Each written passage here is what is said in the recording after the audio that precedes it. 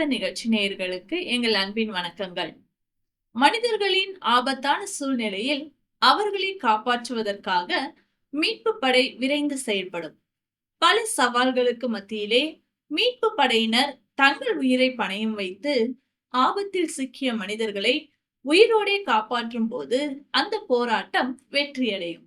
சில வேளைகளில் தோல்வியையும் சந்திக்கும்.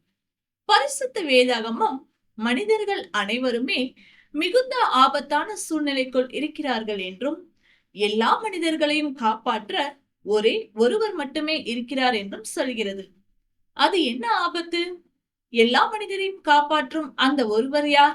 உங்களுக்கு விளக்கம் அளிக்க வருகிறார் திரு நாகராஜ் அவர்கள். எங்களை கேட்கிற பிரியமானவர்களே, மறுபடியுமாக யார் இவர் என்கிறதான இந்த நிகழ்ச்சியின் மூலமாக உங்களோடு கூட தொடர்பு கொள்ளுகிறதிலே நாங்கள் மிகவும் சந்தோஷமாக இருக்கிறோம். நாங்கள் இந்த நிகழ்ச்சியை ஒளிபரப்புவதனுடைய நோக்கம், எப்படியாவது நீங்கள் உங்களுடைய வாழ்க்கையில ஒரு உண்மையுள்ள, ஒரு உயிருள்ள, ஒரு உலக தெய்வமாகிய கர்த்தராகிய இயேசு கிறிஸ்துவை விசுவாசித்து அவர் மூலமாக கிடைக்கக்கூடிய ஆவிக்குரிய உன்னத ஆசீர்வாதங்களை பெற்றுக்கொள்ள வேண்டும் என்பது தேவனுடைய சித்தமாக இருக்கிறது, எங்களுடைய வாஞ்சையுமாக இருக்கிறது. ஆகையினால் தான் நாங்கள் இதை அறிவிக்கிறோம். இப்பொழுதுமாக வேத புஸ்தகத்திலிருந்து அப்போஸ்தலர் நடவடிக்கைகள் 4வது அதிகாரம் 12வது வசனத்திலே இவ்விதமாக எழுதப்பட்டிருக்கிறது. அவராலே அன்றி வேறொருவராலும் ரட்சிப்பு இல்லை. நாம் ரட்சிக்கப்படும்படிக்கு வானத்தின் கீழெங்கும் அவருடைய நாமமே அல்லாமல் வேறொரு நாமம் கட்டளையிடப்படவும் இல்லை என்றான் என்று வாசிக்கிறோம். இந்த வேத வாக்கியத்திலே கர்த்தராகிய இயேசு கிறிஸ்துவினுடைய நாமத்தினால் மாத்திரமே ஒரு மனிதன் ரட்சிக்கப்பட முடியும் என்று வேதத்திலே எழுதியிருக்கிறது. ரட்சிப்பு என்று சொன்னால் விடுவிக்கப்படுகிறது, காப்பாற்றப்படுகிறது, தப்புவிக்கப்படுகிறது. அதான் இந்த ரட்சிப்பு என்கிறதான வார்த்தைக்கு அர்த்தமாக இருக்கிறது. இன்னுமாக சொல்ல போனால், ஒரு ஆபத்திலே அழிந்து போகிறதான மனிதனை காப்பாற்றுகிறது, விடுவிக்கிறதான் அங்கே ரட்சிப்பு என்று வேதத்திலே சொல்லப்பட்டிருக்கிறது. எனவே இன்னைக்கு உலகத்தில் இருக்கிற எல்லா மனிதர்களுக்கும் ரட்சிப்பு மிகவும் அவசியமாக இருக்கிறது. ஏன் மனிதனுக்கு ரட்சிப்பு அவசியம் என்று கேட்டால், இன்னைக்கு மனிதர்கள் எல்லாரும் பாவத்துக்கு அடிமைகளாக இருக்கிறார்கள். வேத புஸ்தகத்திலே யோவான் எழுதின சுவிசேஷம் 8வது அதிகாரம் 34வது வசனத்திலே இவ்விதமாக எழுதப்பட்டிருக்கிறது. இயேசு அவர்களுக்கு பிரதியுத்தரமாக, பாவம் செய்கிற எவனும் பாவத்துக்கு அடிமையாக இருக்கிறான் என்று மெய்யாகவே மெய்யாகவே உங்களுக்கு சொல்லுகிறேன். இன்றைக்கு மனிதர்கள் படித்திருக்கிறார்கள், பக்தி உள்ளவர்களாக இருக்கிறார்கள், பணக்காரர்களாக இருக்கிறார்கள். ஆனால் எல்லாரும் பாவத்துக்கு அடிமைகளாக இருக்கிறார்கள். பாவம் செய்கிற எவனும் என்று வாசிக்கிறோம். அப்படி என்று சொன்னால் அதில் எல்லாரும் அடங்கிடுறாங்க. உலகத்தில் இருக்கிற எல்லாரும் பாவத்துக்கு அடிமைகளாக இருக்கிறார்கள். எனவே அவர்கள் என்ன செய்ய வேண்டும்? பாவ வாழ்க்கையிலிருந்து விடுவிக்கப்பட வேண்டும். அந்த பாவ வாழ்க்கையிலிருந்து அவர்கள் காப்பாற்றப்பட வேண்டும். இன்னுமாக பைபிளில் எழுதியிருக்கிறது. ரோமர் எழுதின நிருபம் 7வது அதிகாரத்திலே அதிலே 15வது வசனத்திலே இருந்து வாசிக்கிறேன். எப்படினே நான் செய்கிறது எனக்கே சம்மதி இல்லை, நான் விரும்புகிறதை செய்யாமல் நான் வெறுக்கிறதையே செய்கிறேன். இப்படி நான் விரும்பாததை செய்கிறவனாய் இருக்க, 17வது வசனத்திலே, நான் அல்ல எனக்குள்ளே வாசமாயிருக்கிற பாவமே அப்படி செய்தது என்று வாசிக்கிறோம். 20வது வசனத்திலும் கூட, அந்தப்படி நான் விரும்பாததை நான் செய்தால் நான் அல்ல எனக்குள்ளே வாசமாயிருக்கிற பாவமே அப்படி செய்கிறது. இவர் தேவனுடைய மனுஷன் சொல்லுகிறார், நான் நன்மை செய்ய வேண்டும் என்று தான் விரும்புகிறேன், தீமை செய்ய வேண்டும் என்கிறதான விருப்பம் எனக்கு இல்லை, ஆனால் நான் அந்த தீமையை செய்கிறேன். அதற்கு காரணம் என்னவென்று கேட்டால், எனக்குள்ளே வாசமாயிருக்கிற பாவமே என்று அங்கே தேவனுடைய வசனத்திலே வாசிக்கும். கீழே வாசிக்கிற வழியிலே 24வது வசனத்திலே, நிர்பந்தமான மனுஷன் நான், இந்த மரண சரீரத்தில் நின்று யார் என்னை விடுதலையாக்குவார்? அருமையானவர்களே, இன்றைக்கு அநேக தீய பழக்க வழக்கங்களுக்கு, அந்த மாதிரியாக போதைப் பொருட்களுக்கு அடிமைகளாக இருக்கிறார்கள். அது செய்வது தவறு, அதனாலே சரீரத்தை பாதிப்பு, குடும்பத்திலே நிம்மதி இழக்க செய்கிறது என்பதெல்லாம் தெரியும். ஆனாலும் அவர் என்ன செய்கிறார் என்று கேட்டால், அந்த விரும்பாத தீமையை செய்கிறதுக்கு காரணம் அவர்களுக்குள்ளே பாவம் இருக்கிறது. மேலுமாக பைபிளில் சொல்லியிருக்கிறது, பிசாசானவனுடைய இச்சையின்படி செய்ய அவனால் பிடிக்கப்பட்டிருக்கிறார்கள் என்று சொல்லி பைபிளில் 2 தீமோத்தேயு 2ஆம் அதிகாரம் 26வது வசனத்திலே சொல்லப்பட்டிருக்கிறது. எனவே மனிதனை பாவம் செய்யும்படியாக சாத்தான் பிடித்து வைத்திருக்கிறான் என்று வேதத்திலே வாசிக்கிறோம். ஆகையினாலே மனிதன் என்ன செய்யப்பட வேண்டும் என்று கேட்டால் அதிலிருந்து விடுவிக்கப்பட வேண்டும். பாவ வாழ்க்கையிலிருந்து, தீமையான காரியத்திலிருந்து மனிதன் என்ன செய்ய முடியாது என்று கேட்டால் தன்னைத்தானே காப்பாற்றிக் கொள்ள முடியாது. தன்னைத்தானே என்ன செய்ய முடியாது என்று கேட்டால் விடுவித்துக் கொள்ள முடியாது. ஒரு குழியிலே விழுந்த மனிதனை அந்த குழிக்குள்ளே இருந்து அவன் தானாக ஏறி வர முடியாது. அவனை அந்த குழியிலிருந்து தூக்கி விடுவதற்கு வெளியிலிருந்து என்ன செய்ய வேண்டும் என்று கேட்டால் உதவி வர வேண்டும். இதை வேதத்திலே ஒரு வாக்கியம் கூட விதமாக சொல்லுகிறது. 40வது சங்கீதம் 2வது வசனத்திலே விதமாக எழுதப்பட்டிருக்கிறது, பயங்கரமான குழியிலும் உளையான சேற்றிலும் இருந்து என்னை தூக்கி எடுத்து என் கால்களை கண்மலையின் மேல் நிறுத்தி என் அடிகளை உறுதிப்படுத்தி என்று வேதத்திலே வாசிக்கும். பயங்கரமான குழி, உளையான சேறு, சகதிக்குள்ளே ஒரு மாட்டிக்கொண்ட மனிதன் வெளியே வர முயற்சி செய்தாலும் அந்த சேறு சகதி அவனை உள்ளேதான் இழுக்கும். ஒரு பயங்கரமான குழிக்குள்ளே கிடக்கிற மனிதன் அந்த குழியை விட்டு தானாக வெளியிலே வர முடியாது. எனவே மனிதன் தனக்குத்தானே உதவி செய்து கொள்ள முடியாது. நம்முடைய முதுகு அரிக்கிற வேளையில சிலர் அதை அந்த இடத்தில் இருக்கிற அந்த அரிப்பை நீக்குவதற்காக அவர்கள் ஒரு குச்சியை உபயோகப்படுத்துகிறார்கள், அல்லது மற்றவர்களுடைய உதவி என்ன செய்கிறார்கள், நாடுகிறார்கள். நம்முடைய முடியை பிடித்து நாம என்ன செய்ய முடியாது, ஒரு அங்குலம் கூட தூக்க முடியாது. எனவே மனிதன் தன்னைத்தானே பாவத்திலிருந்து காப்பாற்றிக் கொள்ள முடியாது. எனவே அவனுக்கு ரட்சிப்பு தேவை. அதோடு மாத்திரமல்ல, நம்மை ரட்சிப்பதற்கு ஆண்டவராகிய இயேசு கிறிஸ்து ஆயத்தமுள்ளவராக இருக்கிறார். ஆண்டவராகிய இயேசு கிறிஸ்து 2026 வருஷங்களுக்கு முன்பாக இந்த உலகத்திலே மனிதனாக வந்தார். கல்வாரி சிலுவையிலே ஒவ்வொரு மனிதனுடைய பாவத்துக்காக, சர்வலோகத்தினுடைய பாவத்துக்காக தன்னுடைய சொந்த உயிரை கொடுத்தார். அவர் தன்னுடைய குற்றமில்லாத மாசற்ற அந்த விலையேறப்பட்ட இரத்தத்தை விலைக்கிரயமாக அவர் சிலுவையிலே சிந்தினார். எதற்காக என்று கேட்டால், மனிதனை பாவத்திலிருந்து காப்பாற்றுவதற்காக, மனிதனை ரட்சிப்பதற்காக. வேத புத்தகத்தில் எழுதியிருக்கிறது, 3ஆம் சங்கீதம் 8வது வசனத்திலே, ரட்சிப்பு கர்த்தருடையது என்று தேவனுடைய வசனத்திலே வாசிக்கும். எனவே அருமையானவர்களே, பாவத்துக்கு அடிமைகளாக இருக்கிறீர்கள். உங்களை நீங்களே விடுவித்துக் கொள்ள முடியாது. உங்களை பாவத்திலிருந்து விடுவிப்பதற்காக, காப்பாற்றுவதற்காகத்தான் தெய்வம் இந்த உலகத்திலே மனிதனாக வந்து அவர் சிலுவையிலே மரித்து அடக்கம் செய்யப்பட்டு உயிரோடு கூட இருந்து அவர் இன்றைக்கும் ஜீவிக்கிறார். நாம் எப்பொழுது ரட்சிக்கப்பட வேண்டும்? பாவத்திலிருந்து எப்பொழுது விடுவிக்கப்பட வேண்டும்? செத்ததுக்கு பிறகு இல்லை, மரணத்துக்கு பிறகு 2வது சந்தர்ப்பம் கிடையாது. இந்த பூமியில உயிரோடு இருக்கிற காலத்துல தேவன் கொடுத்திருக்கிறதான இந்த திறந்த வாசலை பயன்படுத்தி இந்த கிருபையின் காலத்திலே நீங்கள் என்ன செய்ய வேண்டும் என்று கேட்டால், ஆண்டவராகிய இயேசு கிறிஸ்துவை விசுவாசித்து அவரை ஏற்றுக்கொள்ள வேண்டும். நாளைக்கே அல்ல. பைபிள் எழுதியிருக்கிறது, நாளைய தினத்தை குறித்து பெருமை பாராட்டாதே, ஒரு நாள் பிறப்பதை நீ அறியாயே என்று தேவனுடைய வசனத்திலே வாசிக்கும். அநேகர் ஆண்டவருடைய சத்தியங்களை கேட்டும் ஒரு நல்ல தீர்மானம் செய்யாத அநேகர் வாலிப வயதிலே அநேகர் மரித்து போய்விட்டார்கள். எனவே நீங்கள் ரட்சிக்கப்பட வேண்டியது எப்பொழுது என்று கேட்டால், நாளைக்கல்ல, அல்லது இன்னும் வயது இருக்கிறது பின்னாலே பார்த்துக் கொள்ளலாம் என்கிற நிலையில் அல்ல, இப்பொழுது இந்த நிகழ்ச்சியை பார்த்து கொண்டிருக்கிற வேளையிலே, கேட்டுக்கொண்டிருக்கிற வேளையிலே, அருமையான சகோதரனே சகோதரியே, பாவத்தினாலே சீரழிந்து சிக்கி தவிக்கிற நீங்கள் விடுவிக்கப்பட வேண்டும், நீங்கள் காப்பாற்றப்பட வேண்டும், நீங்கள் தப்பி வைக்கப்பட வேண்டும். ஆண்டவராக இயேசு கிறிஸ்து உங்களை தப்பி வைப்பதற்கு அவர் ஆயத்தமுள்ளவராக இருக்கிறார். இன்று அவருடைய சத்தத்தை கேட்பீர்களானால் உங்களுடைய இருதயத்தை கடினப்படுத்தாதபடிக்கு, உங்களுடைய இருதயத்திலே, ஆண்டவரே நான் ஒரு பாவி, நீதான் என்னை ரட்சிப்பதற்காக வந்த இரட்சகர், நான் உம்மை விசுவாசிக்கிறேன் என்று சொல்வீர்கள் என்று சொன்னால், ஆண்டவர் இந்த வேளையில உங்களை ரட்சிப்பார். எனவே காலம் தாழ்த்த வேண்டாம். இப்பொழுதே நீங்கள் அவரை விசுவாசிக்க வேண்டும். இப்பொழுதே நீங்கள் ரட்சிக்கப்பட வேண்டும். இது மிகவும் அவசியமானது, இது மிகவும் அவசரமானது. மேலுமாக ரட்சிக்கப்படுவதற்கு ஒரே ஒரு வழிதான் இருக்கிறது. அதான் இந்த வசனத்திலே வாசித்தோம், அவராலே அன்றி வேறொருவராலும் ரட்சிப்பு இல்லை. உங்களுக்கு நன்மை வேணும்னா எங்க வேணாலும் போங்க, எதையும் செய்யுங்க. ஆனால் பாவ வாழ்க்கையிலிருந்து, சாப வாழ்க்கையிலிருந்து, பிசாசுடைய பிடியிலிருந்து நீங்கள் காப்பாற்றப்பட வேண்டும் என்று சொன்னால், விடுவிக்கப்பட வேண்டும் என்று சொன்னால், அது கர்த்தராகிய இயேசு கிறிஸ்து ஒருவர் தான் அங்கே வழியாக இருக்கிறார். அதான் இந்த வசனத்தில் எழுதியிருக்கிறது, அவராலே அன்றி வேறொருவரால ரட்சிப்பு இல்லை. அவருடைய நாமமே அல்லாமல் வேறொரு நாமம் கட்டளையிடப்படவும் இல்லை என்று சொல்லியிருக்கிறது.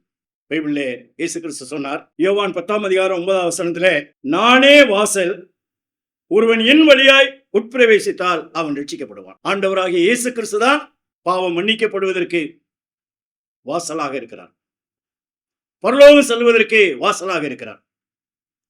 இயேசு கிறிஸ்துவாகிய வாசல் வழியாக அல்லாமல் வேறு வழியிலே மனிதன் என்ன செய்ய முடியாது என்று கேட்டால், பாவத்திலிருந்து சாபத்திலிருந்து விடுவிக்கப்பட முடியாது.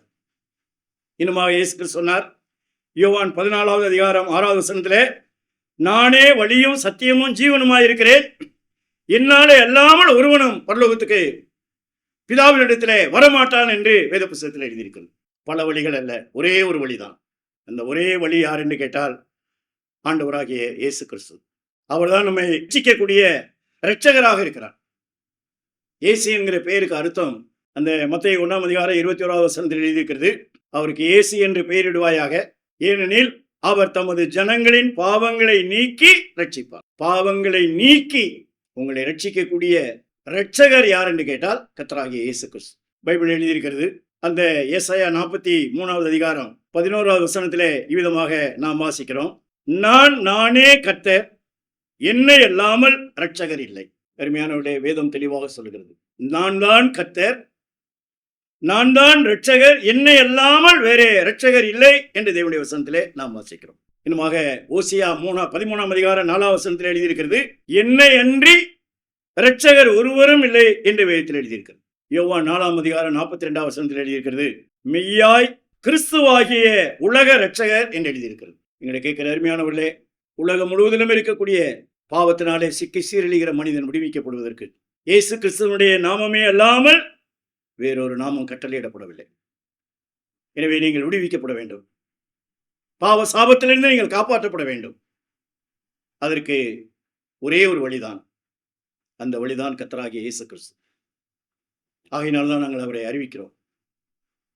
நீங்கள் இந்த வாசல் வழியாக வந்தால்தான் உங்களுடைய பாவ சாபம் நீங்கும், நீங்கள் ரட்சிக்கப்படுவீர்கள். நானும் வழி என்று சொல்லவில்லை, நானே வழி என்று அவர் சொல்லியிருக்கிறார். எனவே இந்த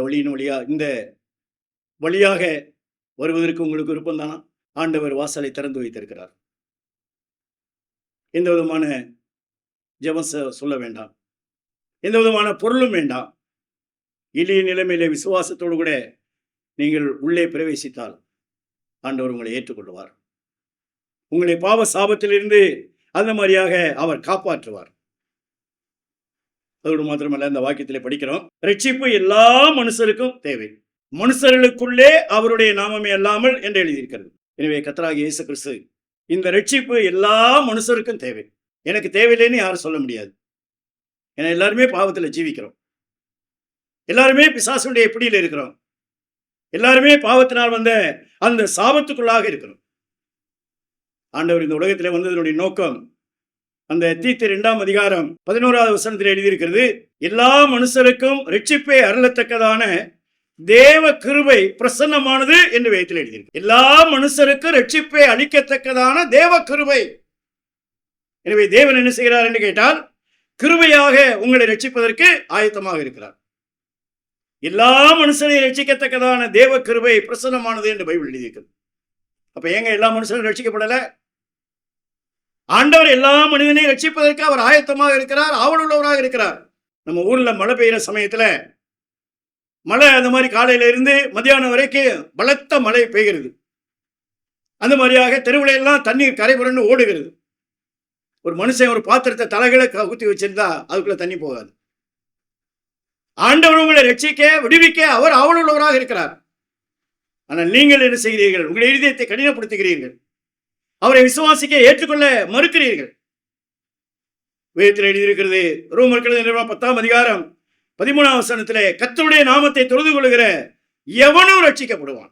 கர்த்தராகிய இயேசு கிறிஸ்துவினுடைய நாமத்தை தொழுது கொள்ளுகிற ஆண்டவராக இயேசு கிறிஸ்துவை நம்பி விசுவாசித்து வருகிற எல்லாரும் என்ன செய்வார்கள் என்றால் ரட்சிக்கப்படுவார். அதே ரோமர் 2:11 எழுதியிருக்கிறது, தேவனிடத்திலே பட்சபாதம் இல்லை என்று எழுதியிருக்கிறது. நாடு வித்தியாசம் இல்லாமல், மொழி வித்தியாசம் இல்லாமல், பாஷை வித்தியாசம் இல்லாமல் எல்லா மனிதர்களும் ரட்சிக்கப்பட வேண்டும். ஆகையினால் தான் இன்றைக்கு அகில உலகத்திலும் மனிதர்கள் பேசக்கூடிய எல்லா மொழியிலும் இந்த தெய்வ சத்தியம் அறிவிக்கப்படுகிறது. காரணம் என்ன? ஆண்டவர் எல்லா மனிதனையும் நேசிக்கிறார். அவர்தான் உலகத்தை உருவாக்கினவர்.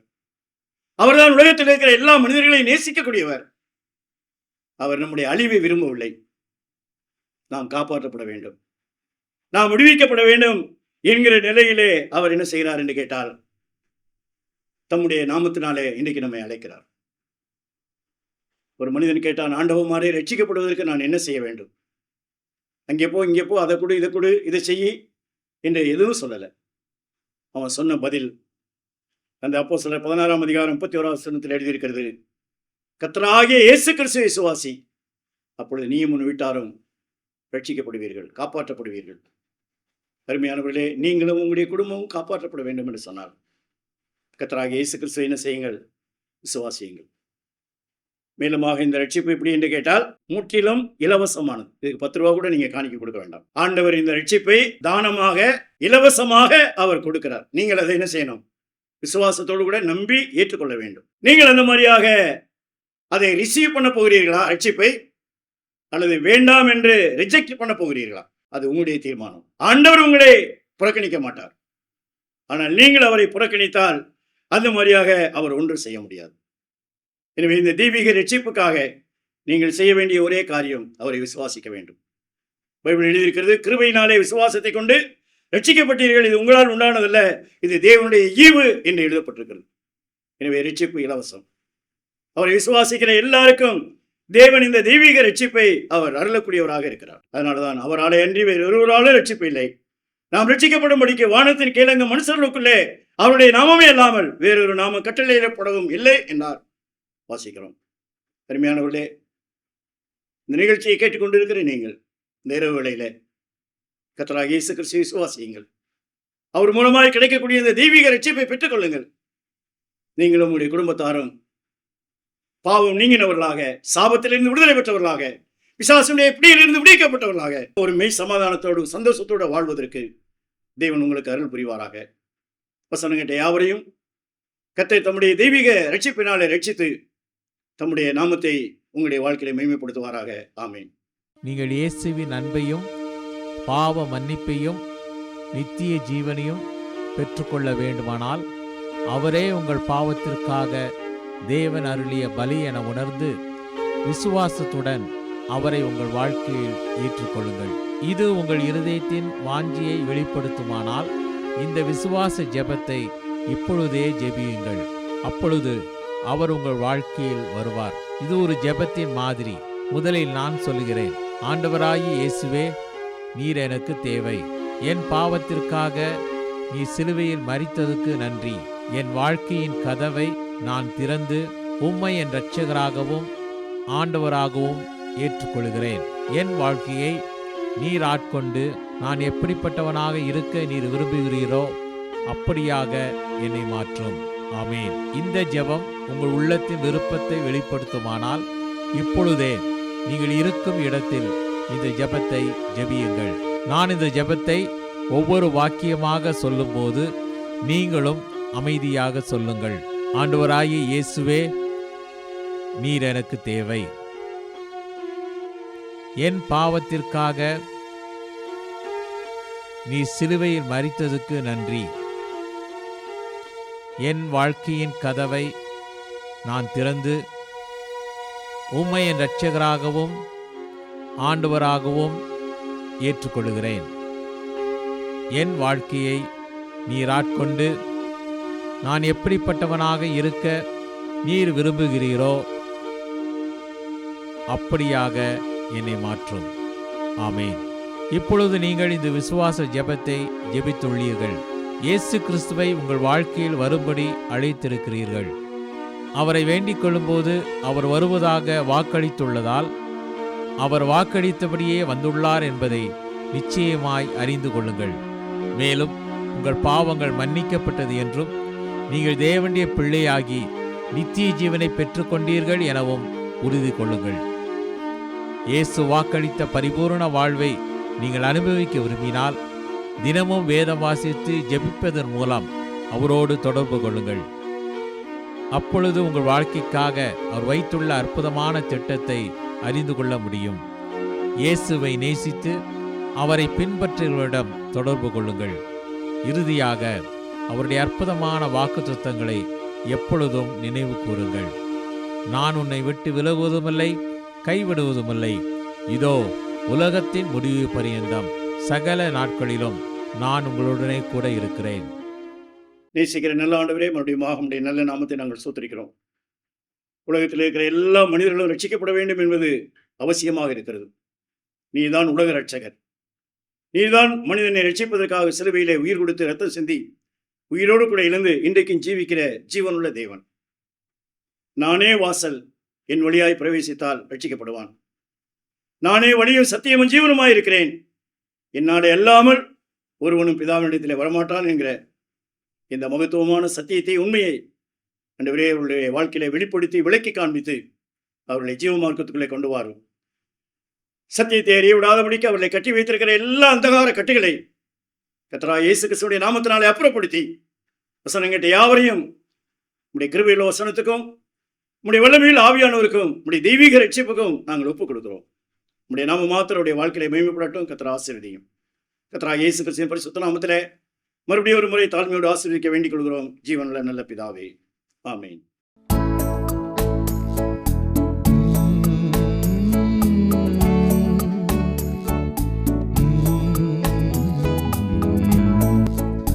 இயேசுவை ஏற்றுக்கொள்வார், கிறிஸ்தேசுவை ஏற்றுக்கொள்வார். உன் இருதய கதவை நீ திறந்தால் உன் உள்ளத்திலே வருவார். உன் இருதய கதவை நீ திறந்தால் உன் உள்ளத்திலே வருவார். இயேசுவை ஏற்றுக்கொள்வார்.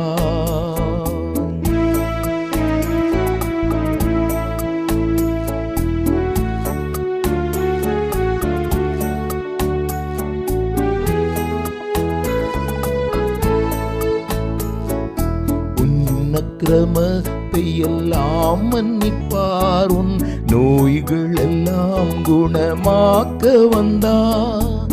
உன் அக்கிரமத்தை எல்லாம் மன்னிப்பார், உன் நோய்கள் எல்லாம் குணமாக்க வந்தார்.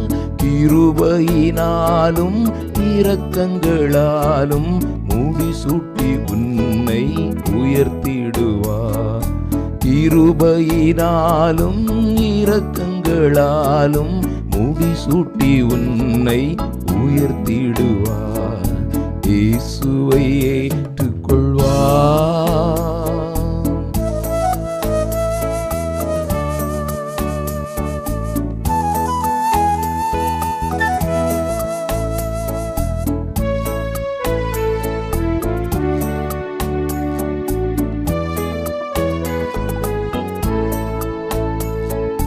பாவம் அம்பாரத்தை சுமந்திடவே உன் ரோகங்கள் யாவையும் நீக்கிடவே.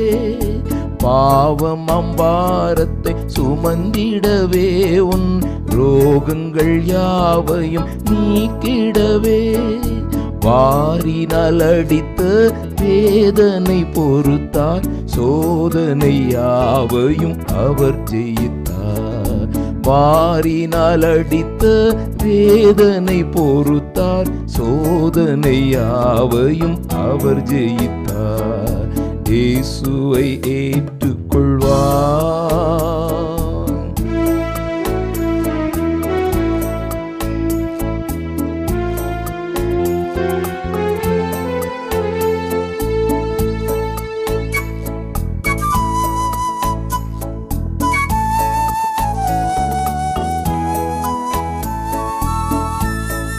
கல்வாரி சிலுவையில் உயர்ந்திடவே ரத்தம் பீரிட்டெழுந்து ஓடிடவே, கல்வாரி சிலுவையில் உயர்ந்திடவே, ரத்தம் பீரிட்டெழுந்து ஓடிடவே, கால்களிலாணி கரங்களிலாணி முள்முடி சிரசினில் தரித்திடவே, கால்களிலாணி கரங்களிலாணி முள்முடி சிரசினில் தரித்திடவே, இயேசுவை ஏற்றுக்கொள்வார், கிறிஸ்தேசுவை ஏற்றுக்கொள்வார், உன் இருதய கதவை நீ திறந்தால் உன் உள்ளத்திலே வருவார், உன் இருதய கதவை நீ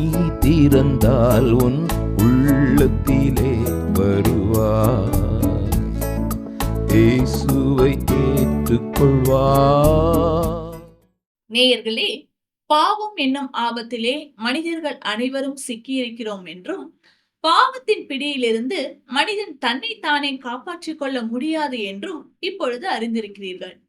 பாவத்தில் சிக்கியிருக்கும் மனிதனாகிய என்னையும் உங்களை மீட்பதற்காகவே தெய்வமான இயேசு கிறிஸ்து மனிதனாக வந்து நமக்காக சிலுவையில் ரத்தம் சிந்தி மரித்தார். மரித்து அடக்கம் பண்ணப்பட்டு 3ஆம் நாள் உயிரோடு எழுந்து இன்றும் ஜீவிக்கின்றார். மனிதனை பாவத்தின் தண்டனையிலிருந்து காப்பாற்ற இயேசு கிறிஸ்துவால் மட்டுமே முடியும். அவரை அன்றி வேறொருவரும் நம்மை காப்பாற்ற முடியாது. பாவத்தின் தண்டனையிலிருந்து நீங்கள் காப்பாற்றப்பட கர்த்தராகிய இயேசு கிறிஸ்து என்னுடைய பாவங்களுக்காக அவர் சிலுவையில் மரித்து அடக்கம் பண்ணப்பட்டு 3ஆம் நாள் உயிரோடு எழுந்தார் என்று விசுவாசம் வைத்து உங்கள் தவறுகளை அவரிடம் அறிக்கையிட்டு அவரையே உங்கள் சொந்த இரட்சகராக ஏற்றுக்கொண்டால் நீங்கள் காப்பாற்றப்படுவீர்கள். உங்களை காப்பாற்ற விரும்பும் இயேசு கிறிஸ்துவை நீங்கள் ஏற்றுக்கொள்ள ஆயத்தமா? இதை குறித்து மேலும் அறிந்து கொள்ளவும், உங்கள் கேள்விகள் மற்றும் சந்தேகங்களுக்கு விடை தெரிந்து கொள்ளவும் தயக்கமின்றி எங்களை தொடர்பு கொள்ளுங்கள். எங்கள் முகவரி: ஒளியும் வாழ்வும் இயக்கம், C26, ஜெய்நகர், திருவெரும்பூர், திருச்சிராப்பள்ளி 620013. அலைபேசி எண் 7598137441 மற்றும் 9487007441. Email ID tv@lala.org.in. நேயர்களே, உங்களை காப்பாற்றுகின்ற ஒருவரை உங்களுக்கு அறிமுகப்படுத்தியதில் நாங்கள் மன மகிழ்ச்சி அடைகின்றோம். நல்ல தீர்மானங்கள் எடுத்து காக்கப்பட்டிருப்பீர்கள் என்று நாங்கள் நம்புகிறோம். இந்த நிகழ்ச்சி உங்களுக்கு பயனுள்ளதாக இருந்தால் மற்றவருக்கும் பகிருங்கள். ஒளியும் வாழ்வும் இயக்கத்தின் சார்பாக உங்களுக்கு எங்கள் வாழ்த்துக்கள். நன்றி, வணக்கம்.